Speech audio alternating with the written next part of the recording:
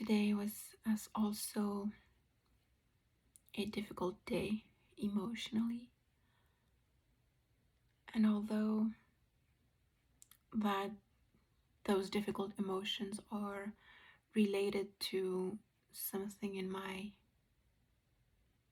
life, in my out, outer reality, in my physical reality, I I am trying to process, let's say, the feelings attached.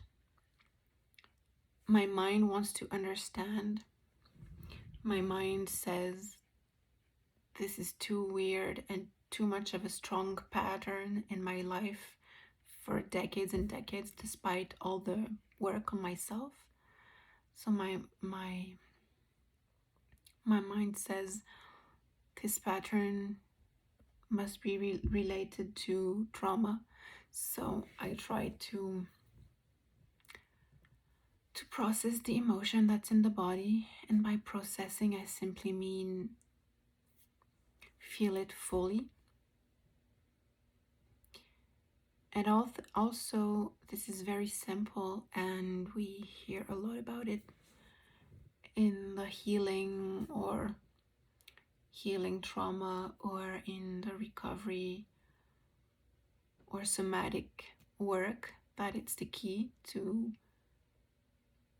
go deep into the dark emotions or what is stuck in the body. I find that although consciously I want to go to the root of the emotion, even if it's dark and painful, but there's a part of me that is still too scared, I guess, because I can't go into it as deeply as I think I need. Well, actually, I hear myself say that, and I'm sort of implying that it has to be done once and for all. And that's sort of like enlightenment. I find many similarities between enlightenment and healing of trauma,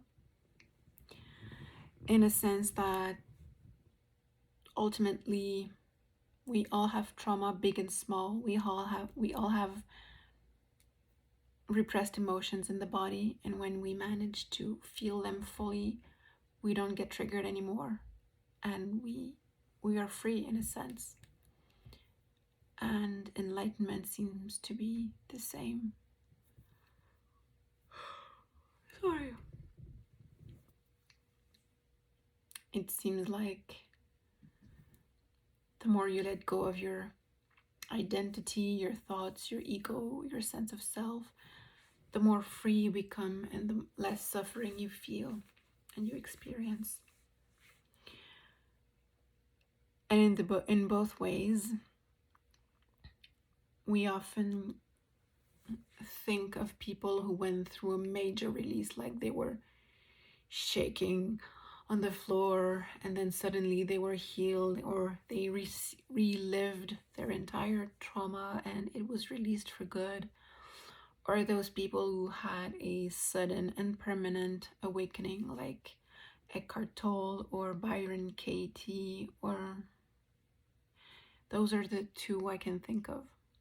But for most people, what I've seen is that it's a series of small releases or small awakenings, small, bit by bit, small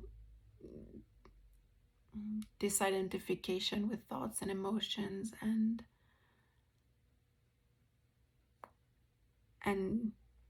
weakening the sense of self and the ego over time, slowly. So I always have that mindset when I meditate daily, and not only when I meditate, when I'm in my day-to-day feeling emotions, there's a part of me that's like, okay, this is it. The emotion is there. It's the opportunity to release it fully. Go, do it now. But it doesn't work. I should stop saying it doesn't work. It's just not working all at once, because every small release, emotional release, for example, that I allow and that I feel fully is one step closer, is something less that's repressed in me. Although right now, nowadays, these days, I feel very, very heavy, very, almost like I'm regressing in my evolution, in my healing. It seems like it's worse than before.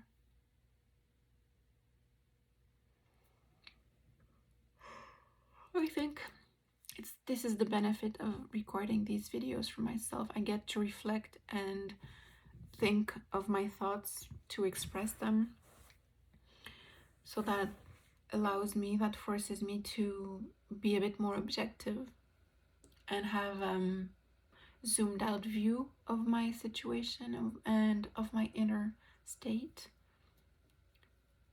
Because I'm in the thick of it right now. In the last couple of days, it's really hard, it's really painful, it's really, there's a lot of suffering, and I think of that pattern that keeps showing up in my physical reality, and it feels like it's becoming stronger and stronger.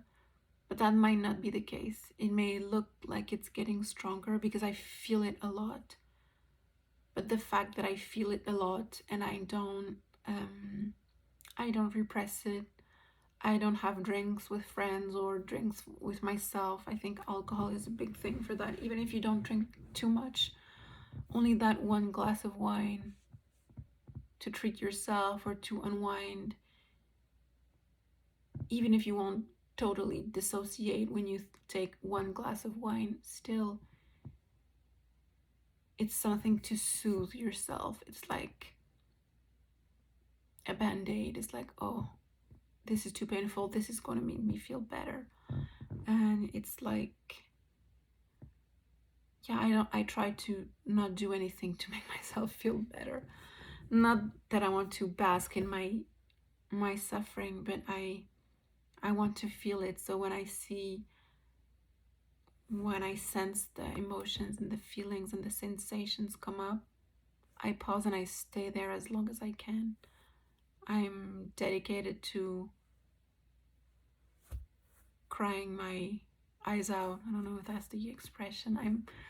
I'm willing to cry my eyes out every day. I'm willing to scream in pain and suffering. I really want to get to the core of this.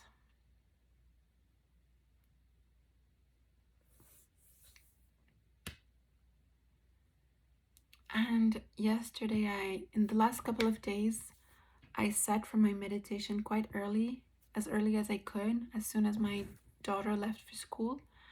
Today I didn't do that, and when I sat tonight, it was really late. I sat at 10, so it's now 11 p.m.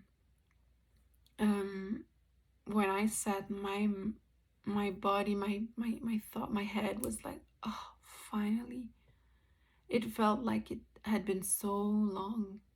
It had felt like I had been stuck in my mind and in my emotions and in my suffering for so long, and my body was so relieved to have that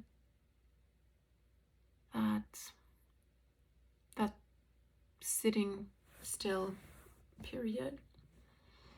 So that is strange. I've mentioned that many times since I started this challenge. Is I don't find it pleasant at all to sit. I don't feel blissful. I don't experience blissful states.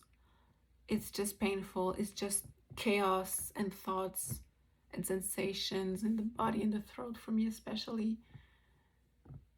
So it's not pleasant to sit, but I feel that my body needs it and benefits from it. I sound very calm right now, I think. But I was not like that at all during the day today. So I think it was day 46 today.